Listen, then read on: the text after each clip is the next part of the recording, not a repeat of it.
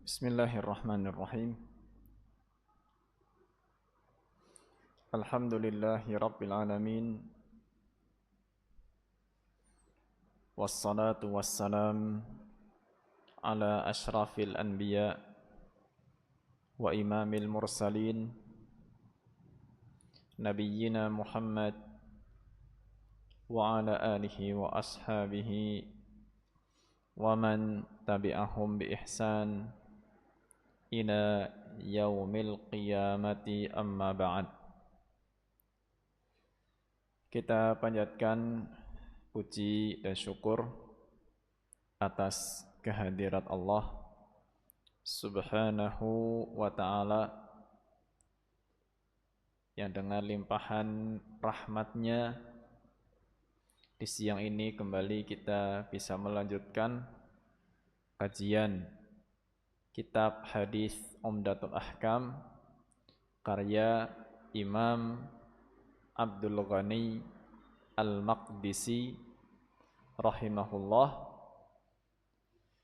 yang insyaallah siang ini kita akan bahas hadis nomor 225 ya, berdasarkan penomoran yang disusun oleh Fadilatul Syekh Abdullah Al-Bassam rahimahullah dalam kitabnya Taisirul Alam, penjelasan kitab Umdatul Ahkam. Dan tema yang akan kita bahas di pertemuan hari ini dan beberapa pertemuan berikutnya dengan seizin Allah Subhanahu wa ta'ala adalah hal-hal yang berkaitan dengan salah satu jenis dari manasik haji, yaitu yang biasa kita dengar dengan istilah haji tamattu ya, haji tamattu. Mungkin ada yang sudah biasa atau pernah ya mendengar istilah haji tamattu, karena jenis manasik haji ini yaitu tamattu itu yang ditunaikan oleh banyak kaum muslimin, termasuk kaum muslimin dari negeri kita Indonesia ya. Jenis manasiknya adalah manasik haji tamattu. Baik, jadi sebelum kita bahas hadisnya, sebagaimana umum dibahas dalam bab haji, bahwa manasik haji itu ada 3 jenis ya, ada 3 macam ya. Manasik haji ada 3 macam. Yang pertama adalah tamattu, yang kedua adalah qiran, dan yang ketiga adalah ifrad ya. Pertama tamattu, yang kedua qiran, yang ketiga ifrad.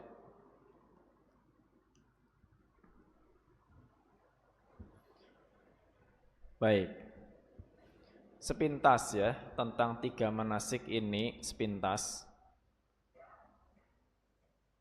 Meskipun nanti untuk tamattu kita akan bahas lebih panjang, walaupun detail sekali mungkin tidak ya, tapi sedikit lebih panjang karena hadisnya memang berkaitan dengan tamattu ya. Tapi sepintas untuk memahami perbedaan antara tamattu, qiran dan ifrad ya.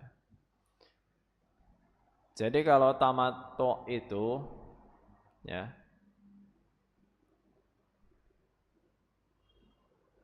maknanya seseorang berihram untuk umrah, ya, berihram untuk umrah di bulan haji,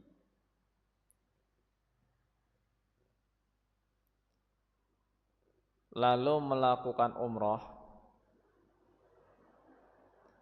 dan bertahallul.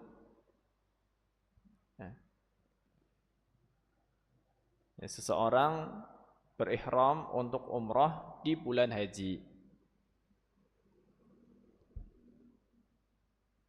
Berihram di bulan haji, lalu melakukan umrah, ya, ihram untuk umrah, kemudian umrah sampai tahallul. Lalu tinggal menetap di Mekah atau di sekitar Mekah sampai datangnya waktu haji. Ya, sampai datangnya waktu haji. Lalu berihram kembali untuk haji. Ya, berihram kembali untuk haji. Dan nanti bertahallul lagi dari hajinya. Ya, bertahallul lagi untuk hajinya.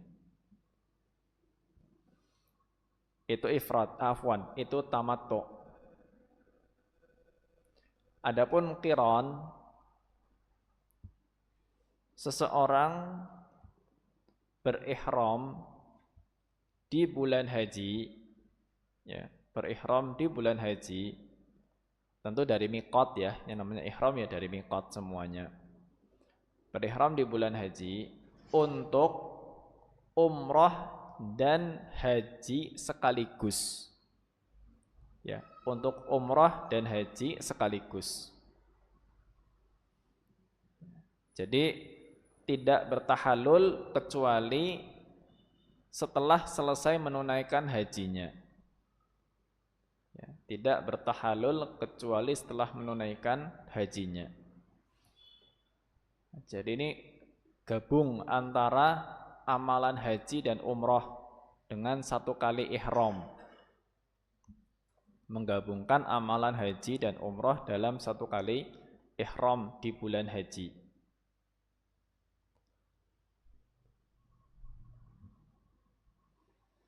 Adapun ifrad berarti seseorang berihram di bulan haji hanya untuk haji saja.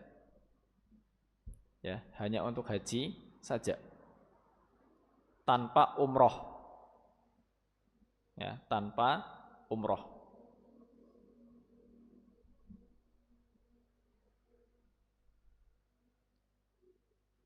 Ini kurang lebih perbedaan antara haji tamattu, haji qiran dan haji ifrad.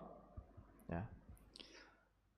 Adapun haji tamattu dan qiran itu dikenakan hadyu, ya, dikenakan hadyu, membayar dam, menyembelih, sedangkan haji ifrad tidak, ya, tidak dikenakan hadyu. Baik. Selanjutnya kita baca hadisnya yang akan kita bahas di kesempatan siang ini, yang ditulis oleh Imam Abdul Ghani Al-Maqdisi rahimahullah. An Abi Hamzah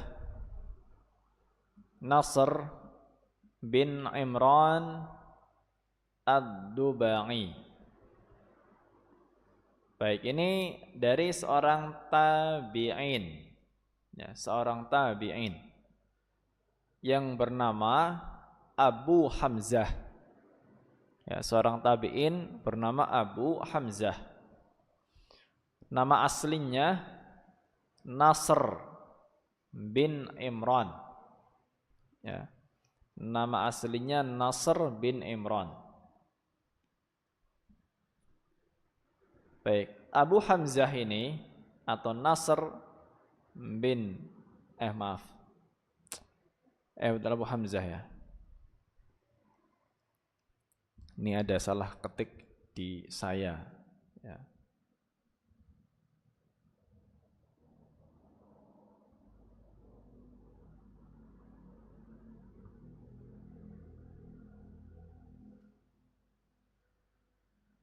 Oh baik. Saya coba teliti ulang.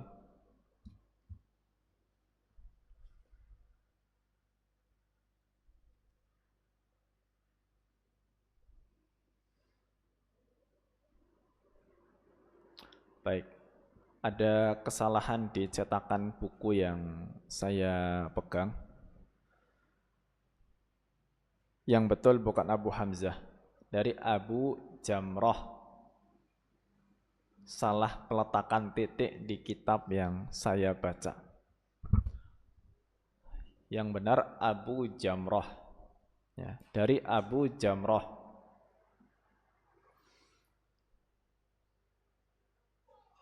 Baik.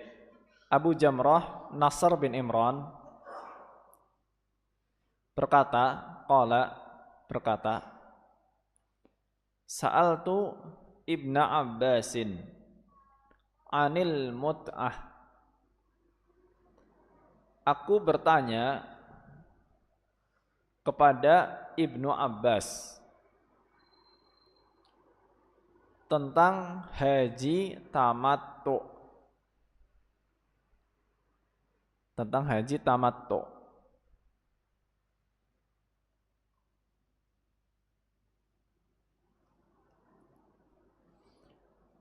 Fa'amarani biha. Maka ia menyuruhku melakukannya. Ya. Maka ia, maksudnya Ibnu Abbas, menyuruhku melakukannya. Jadi melakukan haji tamattu. Wa sa'altuhu anil hadyi.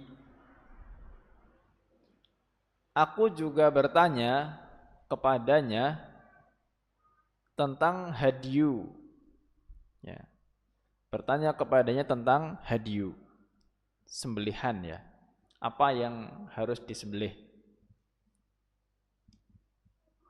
Faqala, ia menjawab, ya, Abdullah bin Abbas menjawab,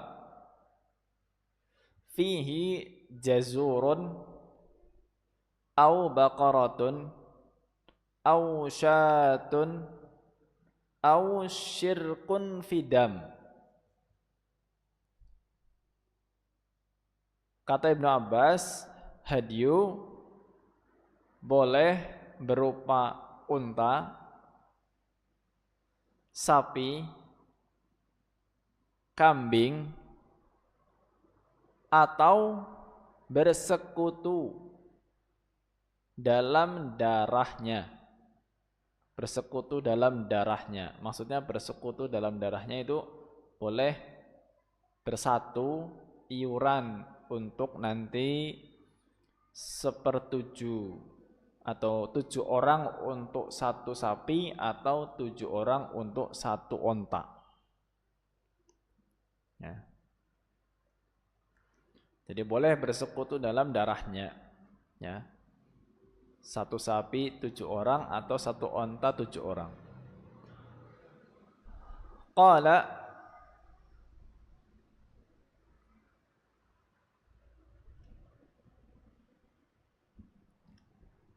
lalu Abu Jamrah mengatakan, wa kana nasun karihuha.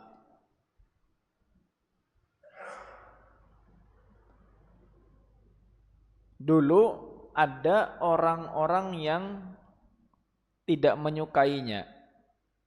Ya.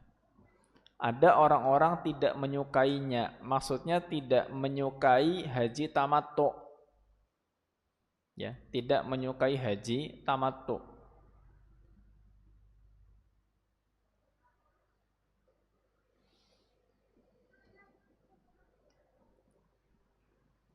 Fanimtu, lalu aku tidur. Ya, jadi Abu Jamrah tidur. Lalu aku tidur. Fara'aitu fil manam ka'anna insanan yunadi hajjun mabrurun wa mut'atun mutaqabbalah.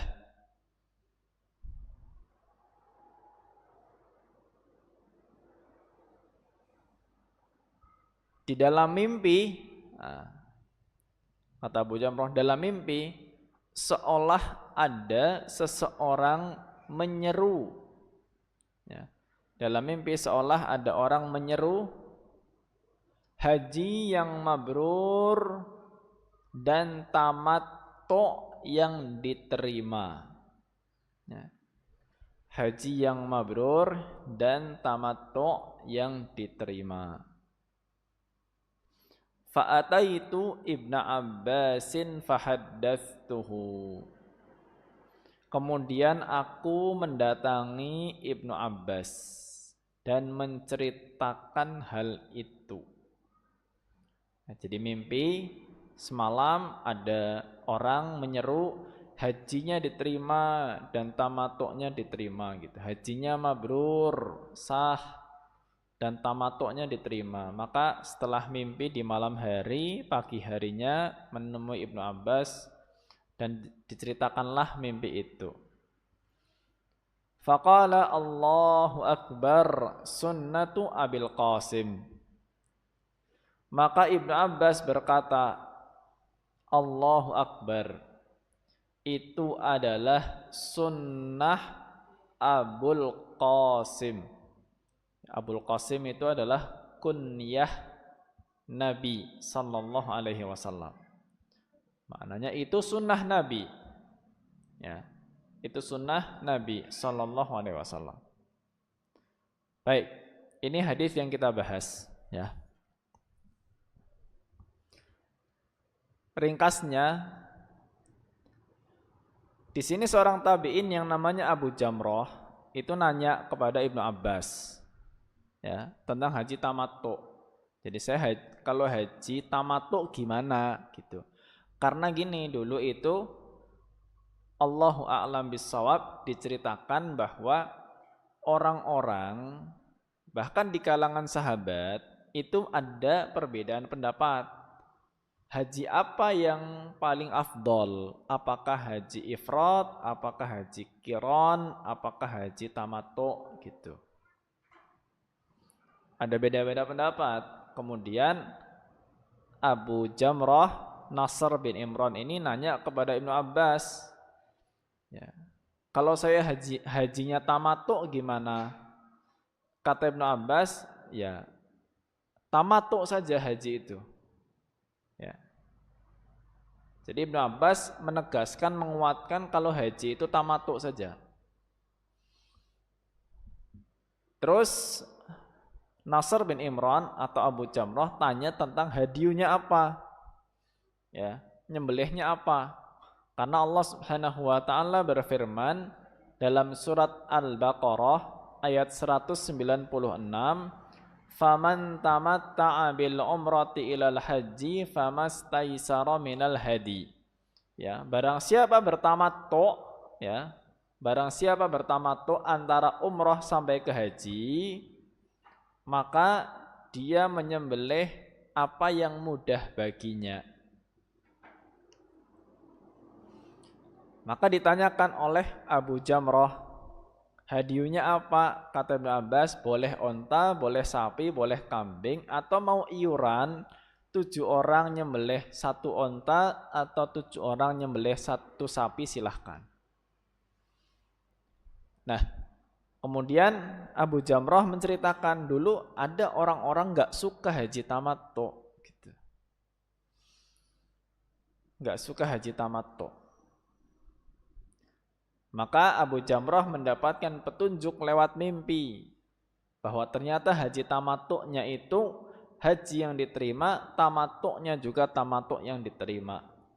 Diceritakanlah mimpi itu kepada Ibnu Abbas dan Ibnu Abbas bertakbir bahagia, Allahu Akbar. Sunnatu Abil Qasim, itu sunnahnya Nabi SAW. Jadi ternyata apa yang disarankan oleh Ibnu Abbas itu sesuai dengan sunnah Nabi SAW. sesuai dengan yang paling afdol gitu.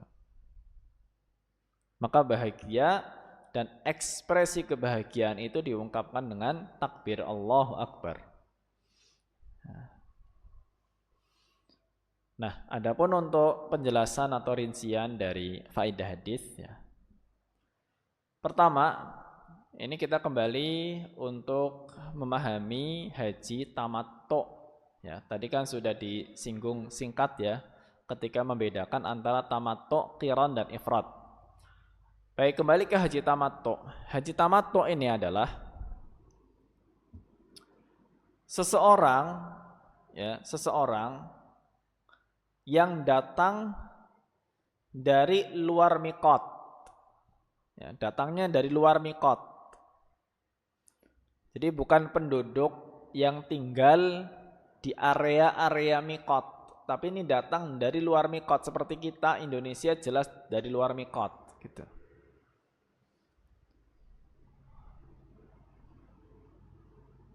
Dan mikot kita kalau dari Indonesia ini Yalamlam. Ya, Yalamlam. Kalau orang tinggal di dalam mikot berarti tinggal antara Yalamlam sampai Mekah. Itu namanya dalam mikot. Tapi tamattu ini untuk orang yang datang dari luar mikot. Ya. Lalu melakukan ihram dari mikotnya. Ya. Melakukan ihram dari mikotnya.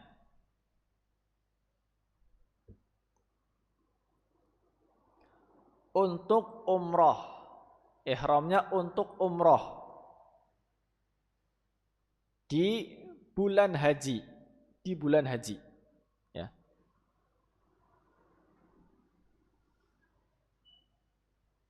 Syawal, Dzulqa'dah, Dzulhijjah. Ya, di bulan haji. Syawal, Dzulqa'dah, Dzulhijjah. Jadi udah masuk bulan haji, ihram. Di miqat. Ya. Untuk umroh. Ya. Di bulan haji. Ya namanya umroh kan pasti di Mekah. Ya. Lalu dia bertahallul dari umrohnya. Ya. Dia tahallul dari umrohnya. Jadi selesai. Sudah. Jadi datang ya. Misalkan kita dari Indonesia. Haji. Atau hajinya tamattu gitu. Ketika melewati Yalamlam. Tunggu dulu. Sebelum masalah Yalamlam. Berangkat sudah masuk bulan haji. Ya, misalnya biar gampang berangkatnya di bulan Dzulqa'dah. Di bulan Dzulqa'dah berangkat. Ya. Berangkat di bulan Dzulqa'dah, kemudian melewati miqat Yalamlam, ihram untuk umroh. Sampai di Mekah melakukan manasik umroh, tawaf, sa'i. Ya sudah ihram tadi dari miqat sampai di Mekah, tawaf, sa'i. Tawaf sudah, sa'i sudah, lalu tahallul. Ya, yang laki-laki cukur rambut, perempuan cukur rambut. Ya. Sesuai dengan ketentuannya masing-masing. Ya, laki-laki bisa gundul. Kalau perempuan memotong ujung rambut sepanjang ruas jari. Tahallul selesai. Ketika tahallul berarti sudah tidak dalam kondisi ihram. Bebas. Sudah tidak terikat dengan larangan-larangan ihram. Ya. Makanya orang datang dari luar miqat, lalu ihram di miqatnya untuk umroh di bulan haji. Lalu bertahalul dari umrohnya, dah selesai umroh. Tapi dia masih tinggal di situ, tinggal di Mekah atau sekeliling Mekah. Gak pulang ke Indonesia kan, masih di situ. Ya. sampai tanggal 8 Dzulhijjah. Nanti tanggal 8 Dzulhijjah ihram lagi untuk haji. Ya, ihram lagi untuk haji. Maka ihram ini setelah itu melakukan amalan-amalan haji, ya. Mabit di Mina, tanggal 9-nya nanti wukuf di Arafah.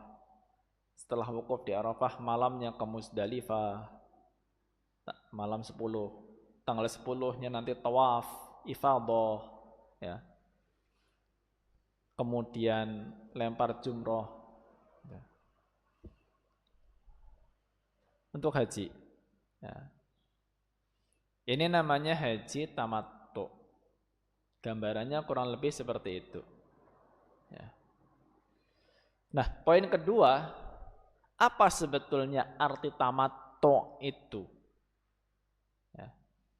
Tamattu, ya, artinya sebetulnya bersenang-senang. Haji yang bersenang-senang. Kenapa dikatakan bersenang-senang? Ya. Jadi haji tamattu, haji bersenang-senang, itu disebut bersenang-senang karena orang yang menunaikan haji tamattu, ya, orang yang menunaikan haji tamattu itu memiliki kesempatan untuk bersenang-senang dan terbebas dari larangan ihram. Ya. Punya kesempatan bersenang-senang dan terbebas dari larangan ihram. Kayak tadi umroh dulu, tahallul, bebas setelah tahallul ini. Gak ada larangan potong kuku, gak ada larangan cukur rambut, ya. Pakai minyak wangi, ya. Boleh pakai pakaian yang berjahit, ya. Bersenang-senang, gak terikat dengan larangan-larangan, ya. Itulah kenapa dikatakan haji tamattu. Selain itu, dikatakan bersenang-senang juga karena orang yang haji tamattu, ya, itu cukup menjalankan umroh dan haji dengan 1 kali safar, ya. Cukup umroh dan haji dengan 1 kali safar, nggak harus 2 kali, nggak. Haji safar kemudian umroh safar lagi, enggak, tapi umroh dan haji sekaligus 1 kali safar. Maka senang karena enggak repot, ya. Itulah kurang lebih gambaran makna tamattu, bersenang-senang dalam haji tamattu ini, ya.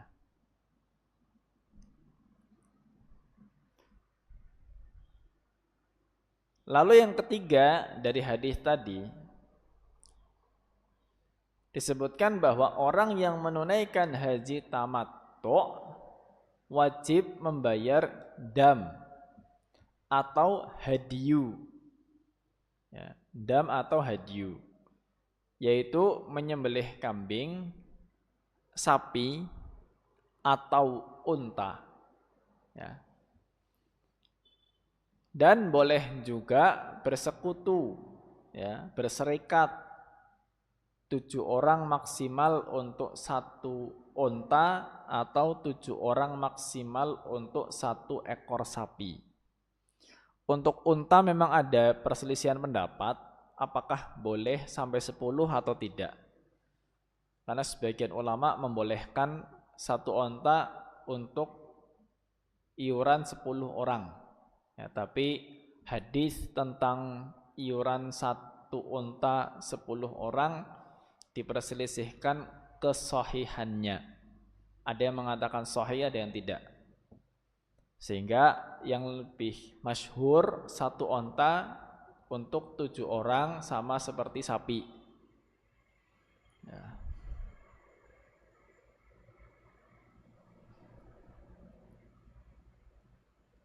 Jadi haji tamattu wajib bayar dam, ya, wajib membayar dam.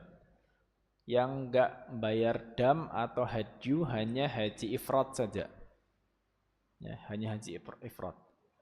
Ini bukan berarti kemudian seolah-olah ada pelanggaran gitu, ya. Tidak, itu memang kewajiban manasik gitu. kewajiban manasik, ya. Bukan karena ada sesuatu yang dilanggar gitu. Memang kewajiban manasik dalam haji tamattu salah satunya nyembelih. Itu harus nyembelih. Ya. Karena begini,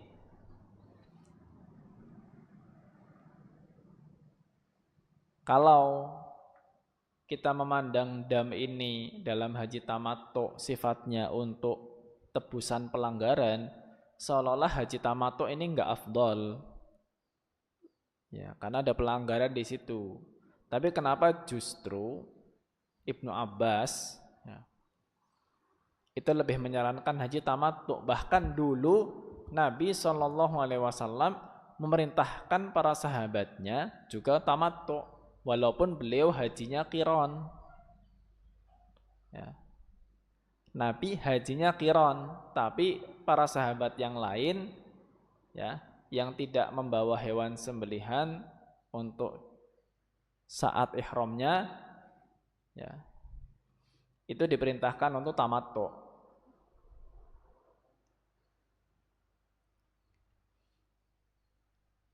Jadi sembelihan untuk tamattu ini bukan karena sebuah pelanggaran, tapi memang kewajiban manasik. Nah, faedah yang keempat, ya, dari hadis ini juga, ini yang menunjukkan bahwa haji tamattu itu haji yang paling utama. Ya, paling utama dibandingkan dengan haji ifrad dan haji qiran. Ya, tamattu lebih utama. Kenapa lebih utama? Padahal ada damnya. Jadi begini, haji tamattu dikatakan paling utama, pilihan nomor satu, karena dua hal. Satu, karena kemudahannya. Dua, karena banyak amalannya. Ya, satu, karena kemudahannya. Dari sisi mana mudahnya? Dari sisi menggabungkan umroh dan haji, atau maaf, dari sisi penunaian umroh dan haji cukup dengan satu kali safar. Ya, itu kemudahannya. Ya sama dengan qiron dalam hal ini. Qiron juga haji umroh dengan satu kali safar. Ya. Tamattu pun sama, umroh dan haji dalam satu kali safar. Itu sisi kemudahannya. Nah, cuma bedanya dengan qiron, haji tamattu amalannya lebih banyak. Ya. Karena tidak menggabungkan antara umroh dan haji dalam satu amalan, tapi memisahkan. Umroh sama haji dipisah, makanya umroh terus tahallul, baru ihram untuk haji, terpisah. Sehingga amalannya banyak. Ya. Tapi dilakukan dalam satu kali safar.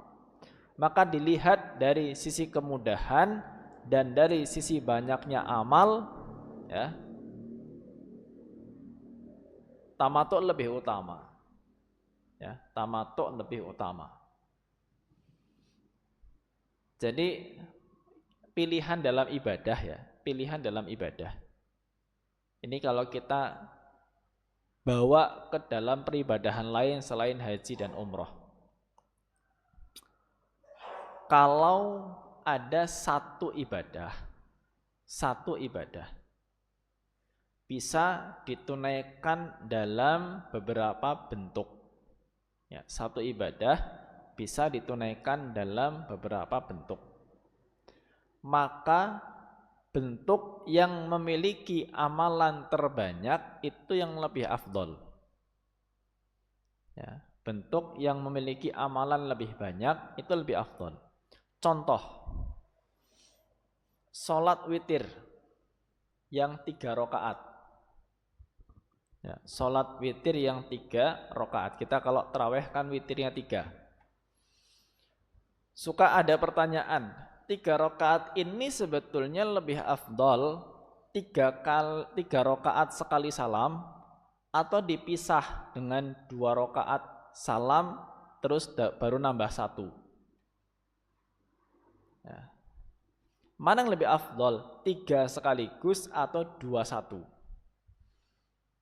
Kalau ditimbang dengan pertimbangan tadi, ya, satu amalan bisa dikerjakan dalam beberapa bentuk, maka yang afdol yang amalannya terbanyak.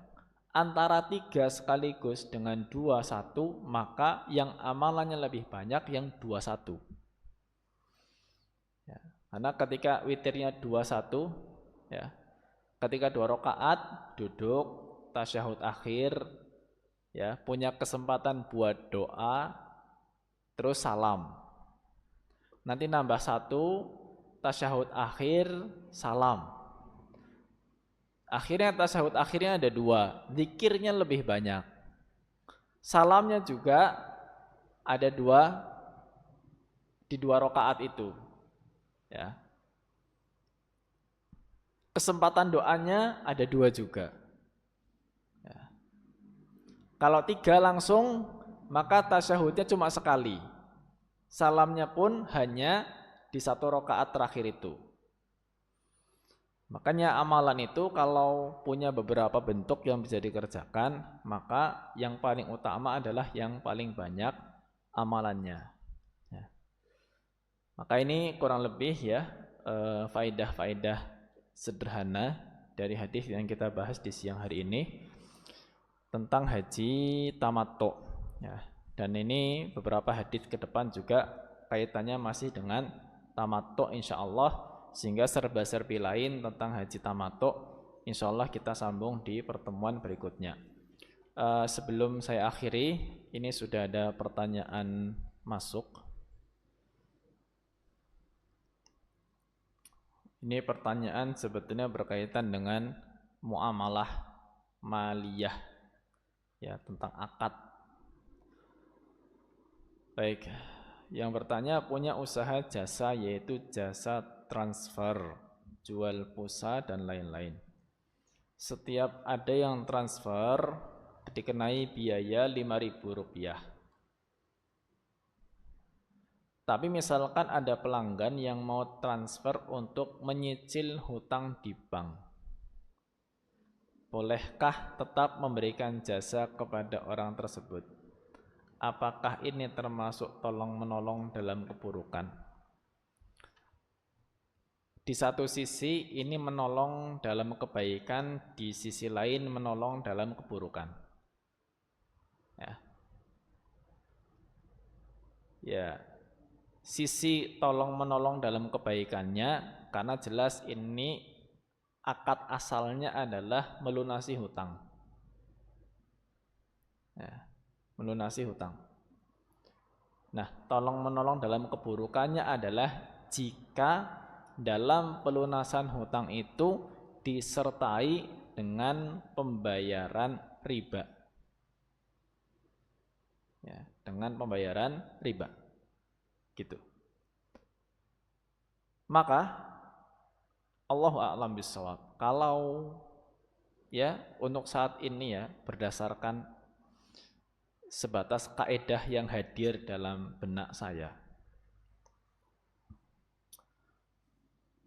ketika bercampur antara kebaikan dengan keburukan, ketika bercampur antara kebaikan dengan keburukan, maka yang kita titik beratkan itu sisi keburukannya, sehingga pilihannya adalah dihindari. Kaidah fikihnya diantaranya menyebutkan daf'ul mafasid muqaddamun ala jalbil masalih. Menolak bahaya itu lebih diutamakan daripada mencari manfaat. Itu ketika kita nggak bisa nimbang. Ya, ada bahaya, ada manfaat jadi satu. Maka aslinya tinggalkan. Menolak bahaya lebih utama daripada mengambil manfaat. Disebutkan juga dalam kaidah idza ijtama'al hadaru wal mubih ghulliba janibal hadar. Kalau ada dalam satu amalan ini sesuatu yang dilarang dan sesuatu yang dibolehkan dalam satu amalan, maka yang dimenangkan adalah sisi yang dilarang. Ya. Sehingga kita hindari. Ya.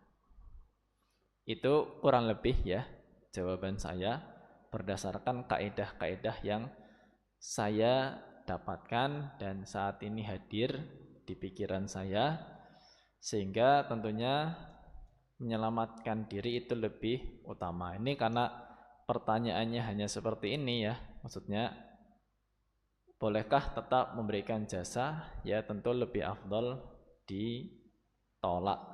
Itu lebih afdal untuk menyelamatkan hisab kita sendiri. Karena ada ta'awun dalam keburukan di situ. Walaupun ada juga ta'awun dalam kebaikannya, tapi semua berdasarkan kaidah-kaidah tadi ya, maka keburukan itu lebih kita hindari daripada mengambil manfaatnya. Allahu a'lam bishawab. Ini sekiranya yang bisa disampaikan di kesempatan siang ini. Semoga diberkahi oleh Allah Subhanahu wa taala. Kurang lebihnya mohon maaf. Wassallallahu ala nabiyyina Muhammad wa ala alihi wa sahbihi wa baraka wa sallam. Wa akhiru da'wana alhamdulillahi rabbil alamin.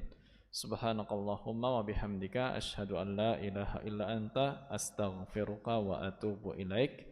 Billahi taufik wal hidayah. Wassalamu alaikum warahmatullahi wabarakatuh.